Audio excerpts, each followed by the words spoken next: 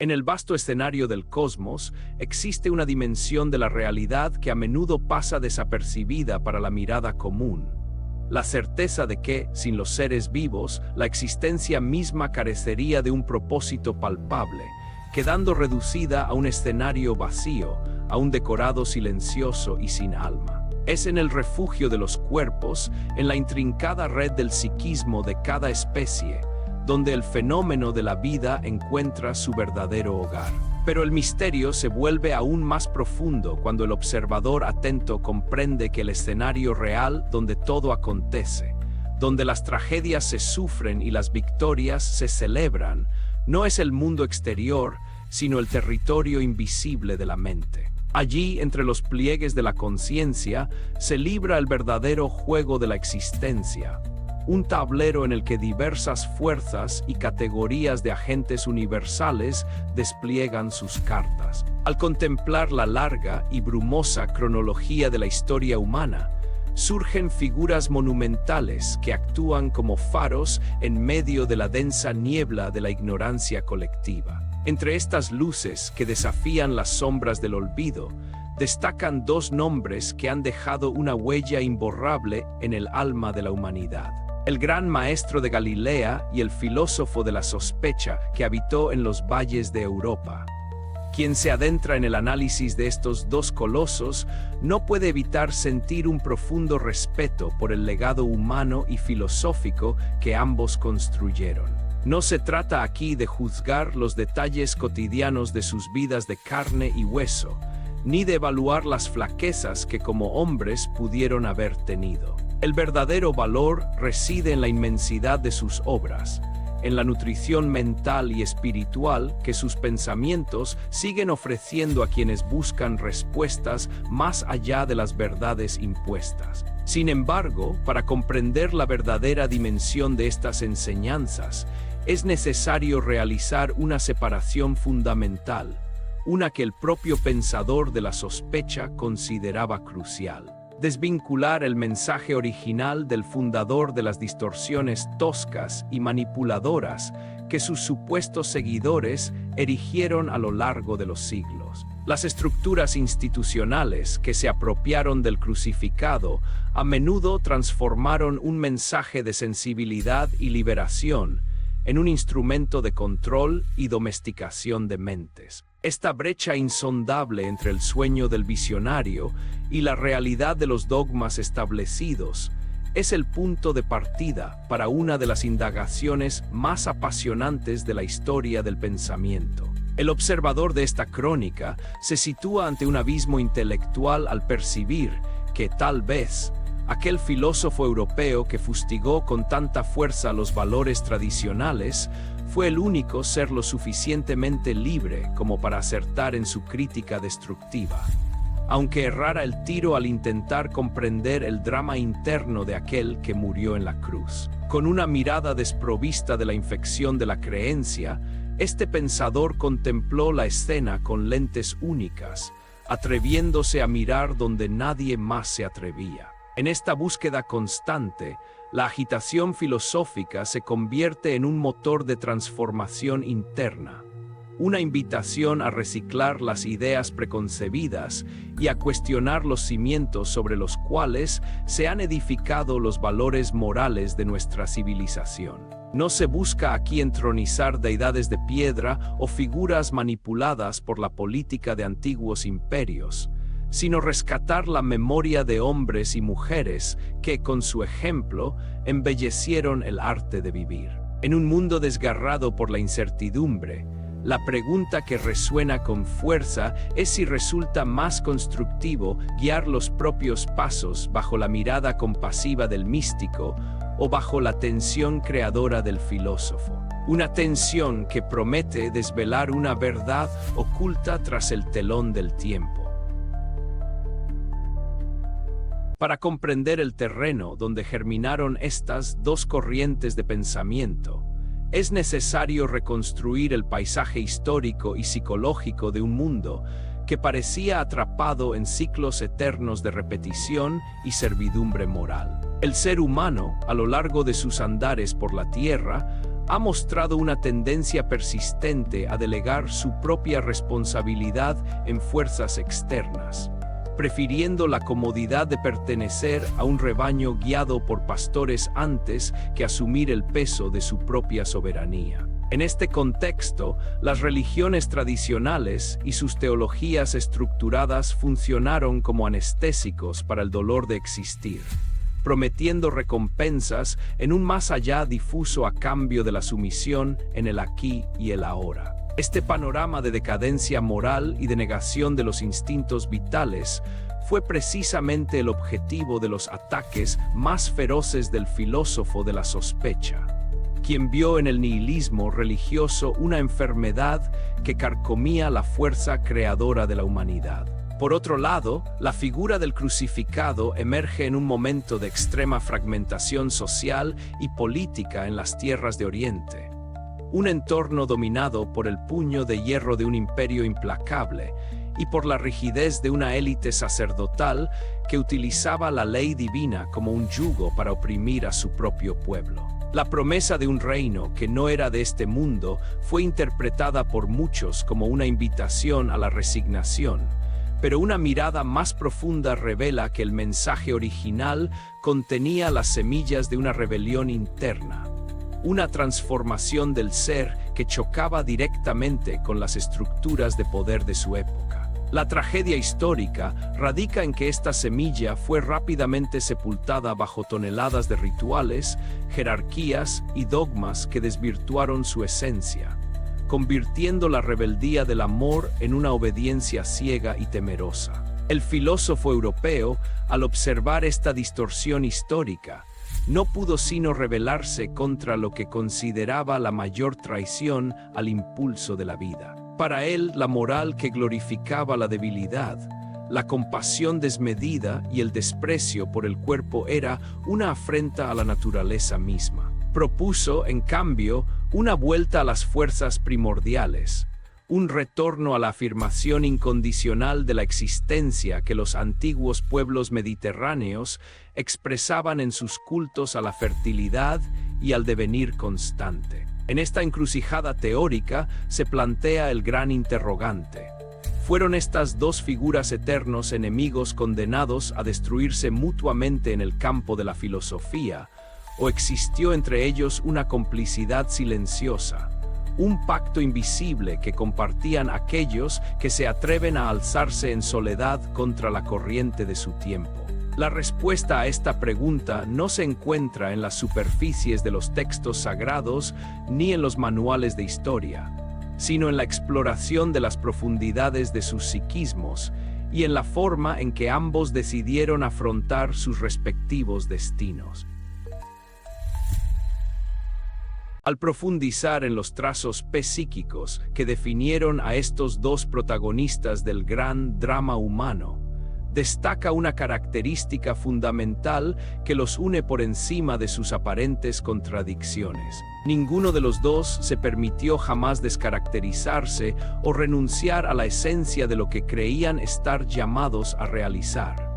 Esta firmeza de carácter, este rechazo absoluto a la traición de uno mismo, constituye el verdadero puente que conecta sus almas solitarias. El maestro de Galilea caminó con el peso de un mandato mesiánico impuesto sobre sus hombros humanos, un destino que la tradición mística atribuye a apuestas cósmicas y a herencias genéticas singulares, vinculadas a inteligencias que excedían la comprensión de su tiempo. Aunque la plenitud de esta visión global solo se revelaría tras su liberación espiritual, el hombre terrenal aceptó el cáliz del sufrimiento, soportando la humillación y el dolor físico al ver que sus seres más queridos se veían envueltos en un torbellino de acontecimientos que no alcanzaban a descifrar.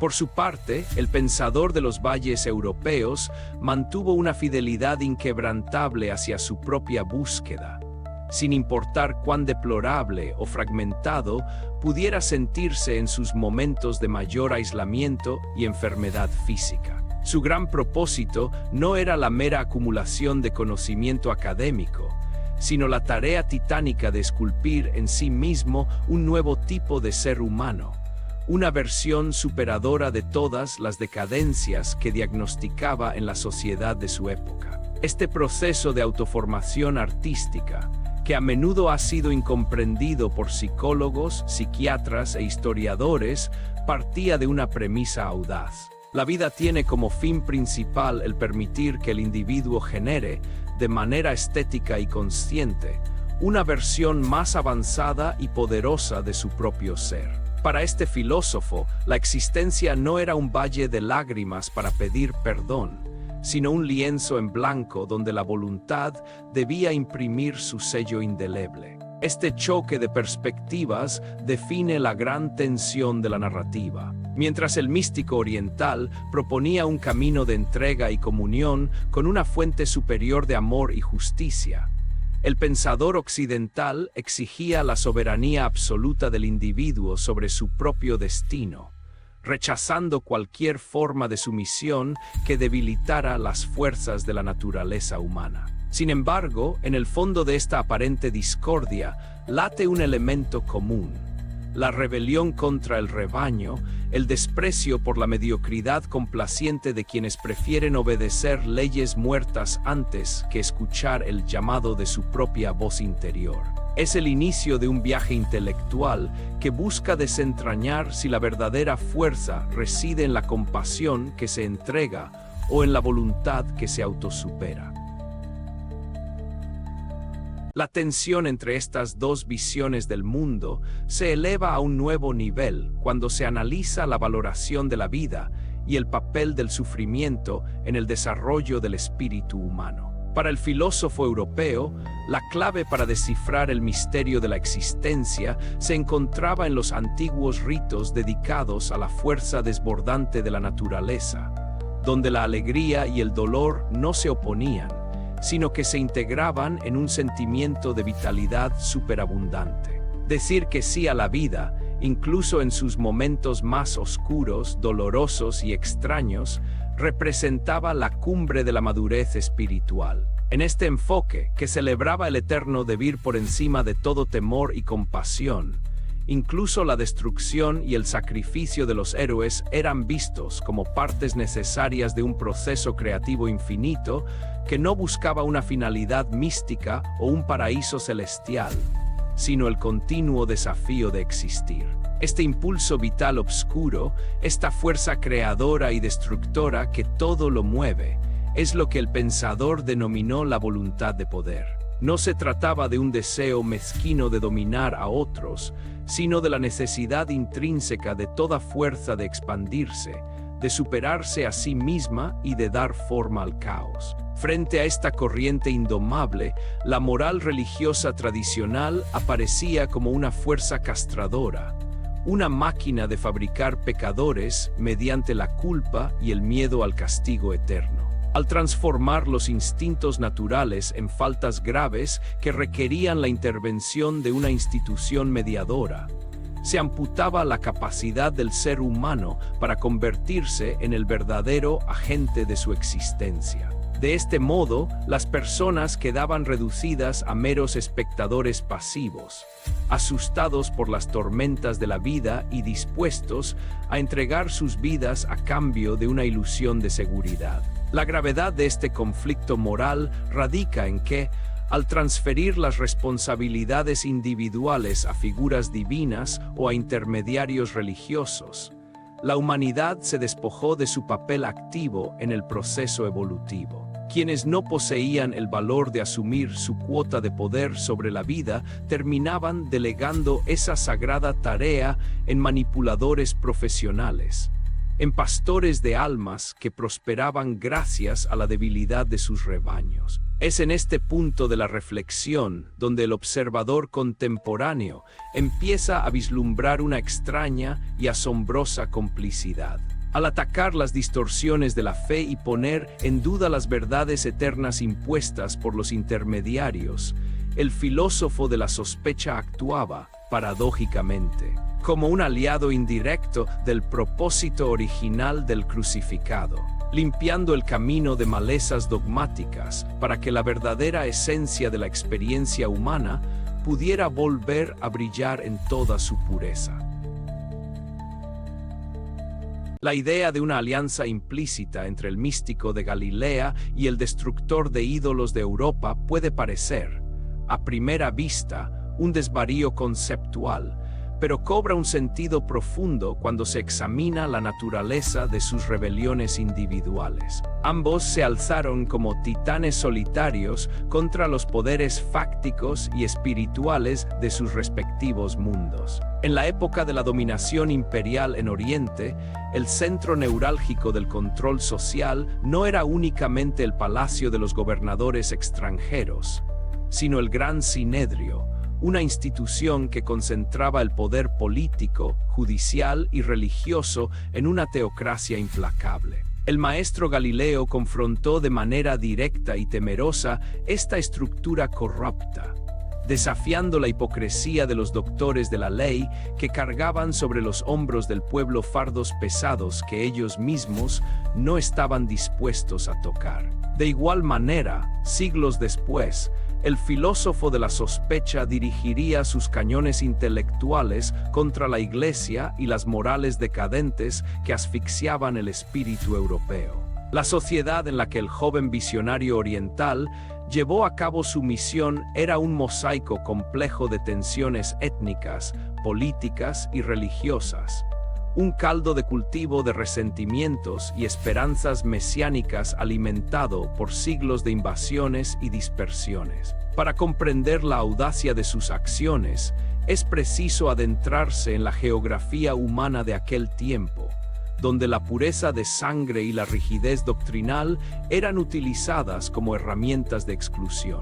En el sur, la aristocracia del templo en la ciudad sagrada miraba con desprecio a las poblaciones del norte y de las regiones periféricas. Entre estas últimas, destacaba una comarca habitada por descendientes de antiguos pueblos de origen celta, que huyendo de los conflictos imperiales, se habían asentado en una zona rural y pesquera, dando origen a una comunidad de trabajadores fuertes y sencillos. De este linaje, lejano a los refinamientos de la élite de la capital, procedía la familia de la madre del maestro, marcando desde su nacimiento una distancia insalvable con el poder establecido. En este entorno de exclusión y fervor espiritual, diversas corrientes se disputaban el alma del pueblo. Había quienes se retiraban al desierto para vivir en comunidades de extrema austeridad, practicando ritos de purificación y esperando la llegada de un juicio divino que premiara únicamente a los justos. Estos grupos radicales se consideraban los únicos herederos legítimos de las antiguas tradiciones del legislador del desierto, rechazando la autoridad de los sacerdotes corruptos de la gran ciudad. Al mismo tiempo, las facciones más conservadoras y acomodadas de la sociedad preferían pactar con los dominadores extranjeros, manteniendo sus privilegios económicos y rechazando cualquier noción de resurrección o de vida futura que pudiera alterar el orden social establecido. En este laberinto de intereses cruzados y dogmas enfrentados, la aparición de una voz que predicaba un amor sin condiciones y una justicia superior que superaba la de los escribas representó una amenaza directa para el equilibrio de poder de la época.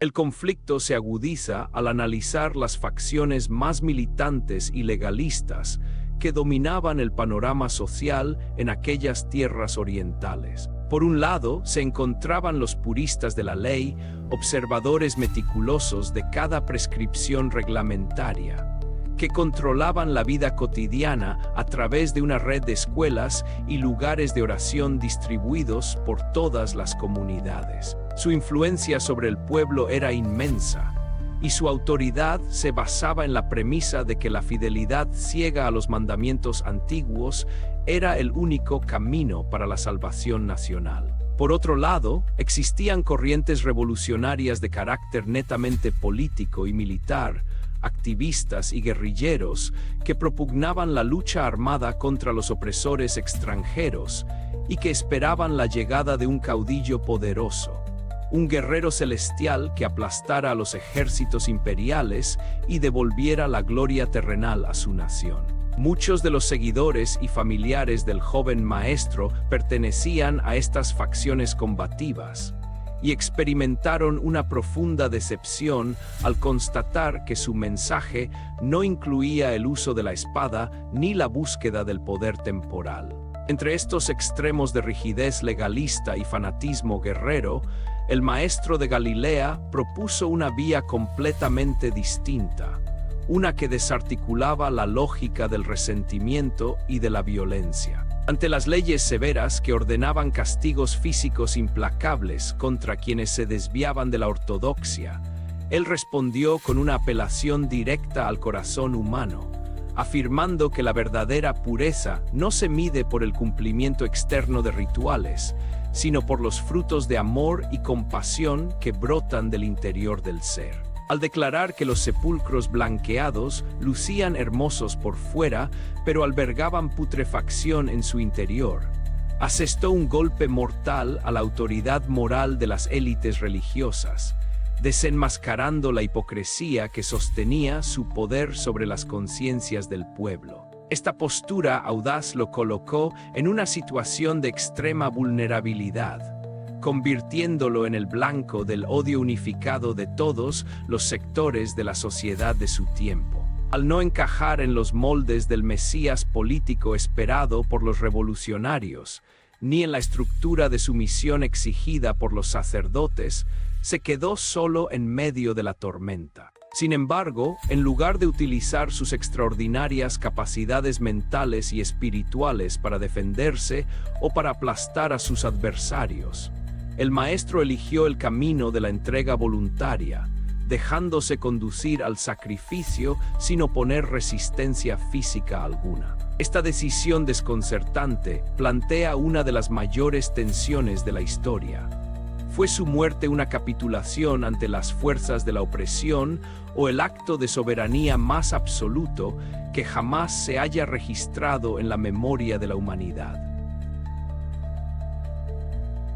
La inminencia del desenlace fatal en la vida del maestro oriental nos conduce directamente al núcleo de la reflexión filosófica sobre el valor del sacrificio y la naturaleza de la verdadera grandeza. El filósofo europeo, a pesar de su feroz crítica al andamiaje moral construido en torno a la figura del crucificado, sintió siempre una profunda fascinación por el carácter único de aquel hombre. En sus escritos más agudos, llegó a afirmar que el único verdadero seguidor del mensaje original había muerto en aquella cruz de madera, sugiriendo que todo lo que vino después fue una traición sistemática de su legado. Para el pensador de la sospecha, ambos compartían un rasgo fundamental que los condenaba al aislamiento: un carácter dionisiaco, una naturaleza excepcional que los situaba fuera de las corrientes comunes del rebaño humano y los hacía inasimilables para la masa mediocre. El fracaso aparente del maestro Galileo, al no ser comprendido por su propio pueblo y al terminar sus días ejecutado como un criminal común, guarda una estrecha simetría con el destino del filósofo occidental, quien transcurrió su existencia en un anonimato casi absoluto, incomprendido por los intelectuales de su época y sumido en una profunda soledad física y mental. Sin embargo, ambos transformaron su derrota aparente en una victoria imperecedera. El filósofo se negó a rebajarse al nivel de la complacencia burguesa de su tiempo, prefiriendo el dolor de la autopercepción tensa y la agudeza del análisis antes que la comodidad de una falsa aceptación social. El maestro, a su vez, rechazó la tentación de pactar con el poder temporal o de utilizar la fuerza para imponer sus ideas, demostrando que su reino pertenecía a un orden de realidad superior. No obstante, bajo esta superficie de paralelismos asombrosos, late una divergencia crucial que define el núcleo del debate existencial. Mientras el maestro de Galilea abogaba por una entrega amorosa y una sumisión compasiva ante los designios de una fuente suprema de amor, el filósofo de la sospecha proclamaba la necesidad de que el ser humano asuma el control absoluto de su propia vida, convirtiéndose en el creador de sus propios valores. Esta exigencia de autoría sobre la propia existencia representaba una rebelión directa contra cualquier noción de destino predeterminado o de obediencia a mandatos divinos que limitaran la expansión de la potencia vital humana. La tensión se acumula en este punto crítico. Es posible encontrar una síntesis donde la compasión infinita y la voluntad creadora no se excluyan, sino que se potencien mutuamente para dar nacimiento a una nueva humanidad. El momento culminante de este viaje intelectual se produce al contrastar la escena del sacrificio en la cruz con la propuesta del filósofo sobre la autoformación estética del individuo. En las tierras de Oriente, bajo un cielo cargado de presagios, el místico entregó su último aliento terrenal en un acto de aparente capitulación que, en realidad, constituía el desenmascaramiento definitivo del poder del mundo. Al no oponer resistencia, al perdonar a sus verdugos en medio de la agonía física, el crucificado demostró una soberanía espiritual que escapaba por completo a la lógica de la fuerza bruta y del dominio político. Este instante de dolor supremo y de entrega incondicional se convirtió en el punto de inflexión de la historia espiritual de Occidente, un evento cuya vibración sigue resonando a través de los siglos. Frente a esta imagen del dolor sagrado, el filósofo de la sospecha propuso una vía alternativa de liberación que no requería de la mediación del sufrimiento vicario ni del perdón divino. Para él, el individuo debía convertirse en un atleta de la vigilancia, un creador capaz de mirar sus propios sufrimientos con los ojos de un artista, petrificando instantáneamente el dolor para transformarlo en una obra de arte. En lugar de buscar un consuelo celestial para las heridas de la existencia, la voluntad de poder debía reclamar el derecho de autoría sobre la propia vida, asumiendo tanto las luces como las sombras del destino personal.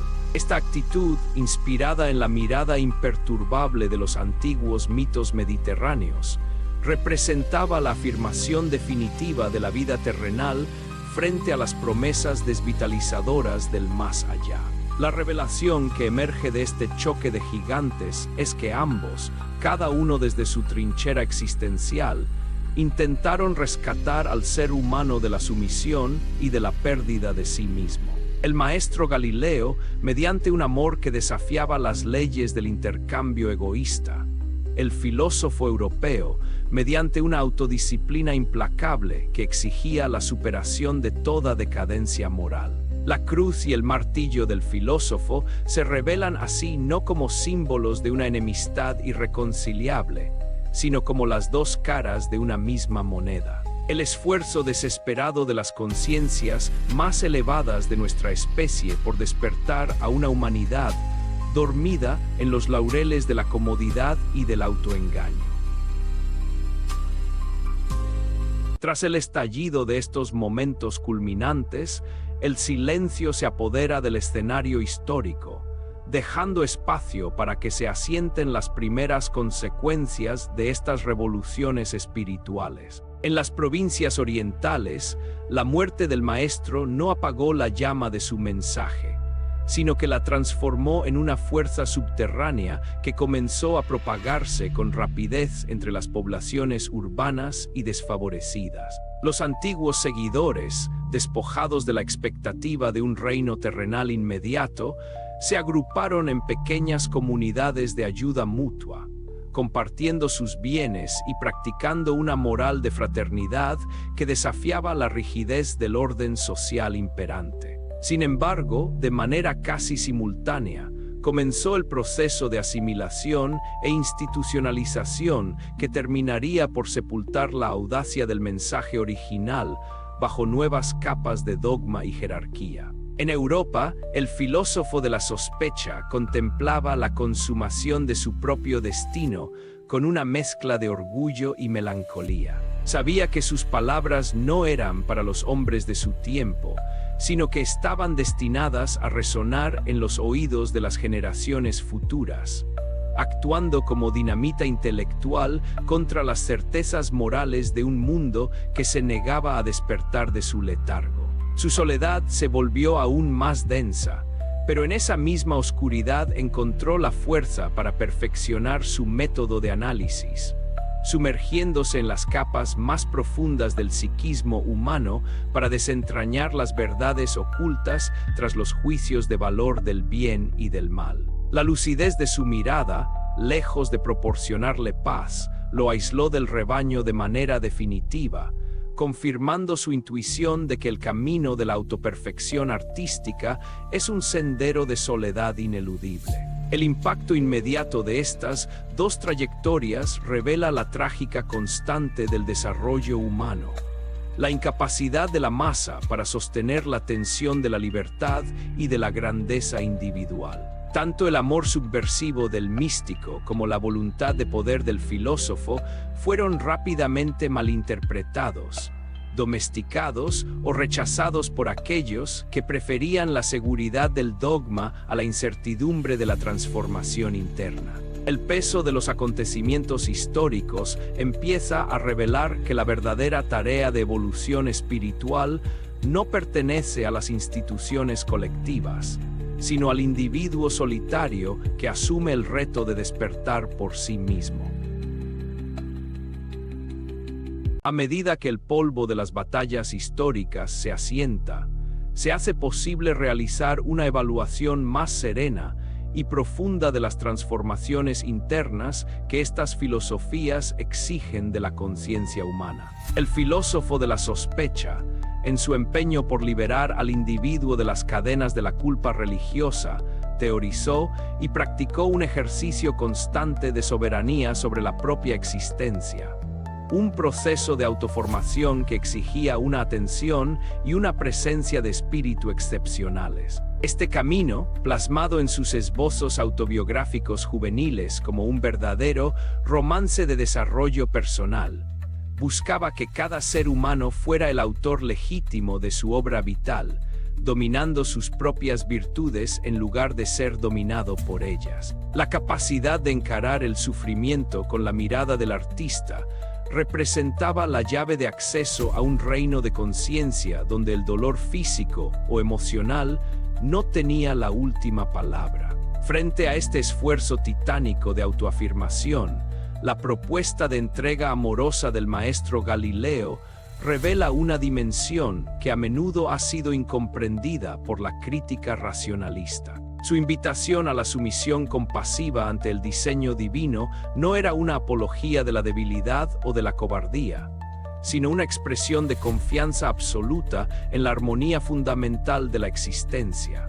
Un intento de superar la vieja relación de servidumbre temerosa que había caracterizado la alianza con las divinidades coléricas del pasado. Al proponer un camino de amor incondicional, el maestro buscaba elevar la sensibilidad humana a un estándar de existencia superior, donde el egoísmo y la violencia quedaran superados por la fuerza de la comunión espiritual. El contraste definitivo entre ambos caminos nos sitúa ante una elección fundamental para el desarrollo de la conciencia individual.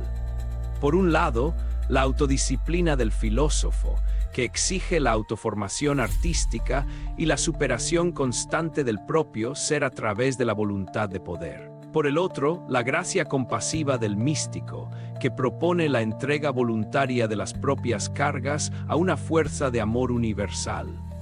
Dos senderos que parecen alejarse en direcciones opuestas, pero que en su esencia más íntima comparten el mismo horizonte. La liberación del ser humano de las ataduras de la mediocridad y del miedo que lo mantienen anclado en la condición de rebaño. Al recoger los hilos conductores de esta densa trama histórica y filosófica, el observador contemporáneo se encuentra ante la necesidad de sintetizar el significado profundo de esta extraña y fascinante sociedad de pensamiento. A pesar de las distancias temporales y conceptuales que los separan, el maestro de Galilea y el filósofo de los valles europeos aparecen unidos en una cruzada común contra la mutilación del potencial humano provocada por la rigidez de los dogmas y la hipocresía de los intermediarios religiosos. Ambos denunciaron con fuerza inigualable a los manipuladores de conciencias, a aquellos que cierran a los demás las puertas de la comprensión superior mientras ellos mismos se niegan a avanzar. Su legado conjunto es un llamado a la autenticidad, una exigencia de que el individuo asuma el papel activo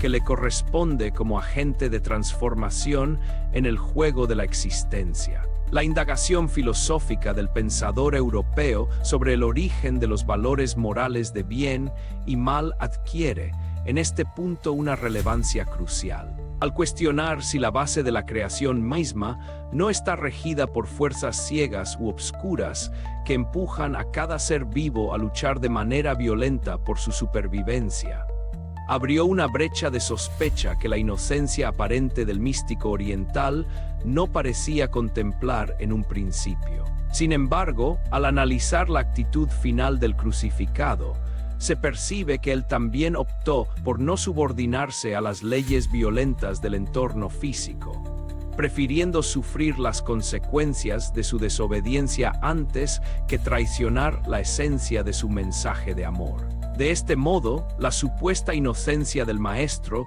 se revela como una decisión consciente y heroica de trascender las limitaciones impuestas por la naturaleza material.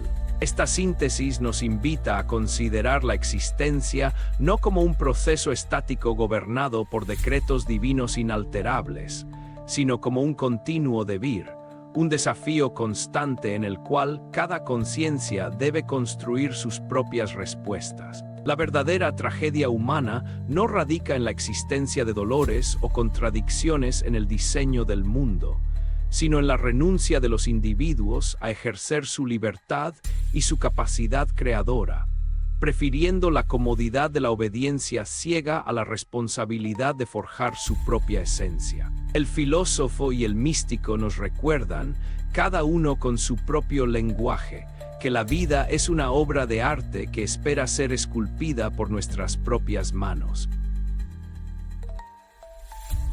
Al llegar al final de esta profunda travesía por los territorios de la fe y de la sospecha, emerge con claridad una enseñanza que trasciende las fronteras de las doctrinas particulares. La certeza de que la evolución espiritual y humana es una tarea estrictamente individual que no puede ser delegada en instituciones colectivas ni en promesas de salvación externa. La promesa de un juicio futuro realizado por una presencia celestial no resuelve los problemas estructurales de una existencia que se caracteriza por la violencia y el dolor en el plano material. La verdadera respuesta debe ser construida aquí y ahora, a través del ejercicio consciente de nuestros valores y de nuestra capacidad de superación. Ser los verdaderos autores de nuestra propia vida, esculpiendo cada trazo de nuestro carácter con la agudeza del artista y la compasión del visionario, es el mayor tributo que podemos rendir al fenómeno milagroso de la existencia. No se trata de elegir de manera dogmática entre la mirada de compasión infinita que nos ofrece el místico Galileo o la tensión de autoformación que nos exige el filósofo de la sospecha. La verdadera sabiduría reside en la capacidad de integrar la fuerza de ambas visiones, poseer el valor de rebelarse contra los ídolos de la mentira y del control social, al tiempo que se cultiva una sensibilidad profunda que nos permita conectarnos con la corriente de amor y de vida que late en el fondo del universo. Solo de este modo, dejando atrás la condición pasiva de rebaño y asumiendo con entereza nuestro papel como agentes activos de la creación, podremos transformar el escenario de la existencia en un espacio de verdadera belleza y de evolución espiritual.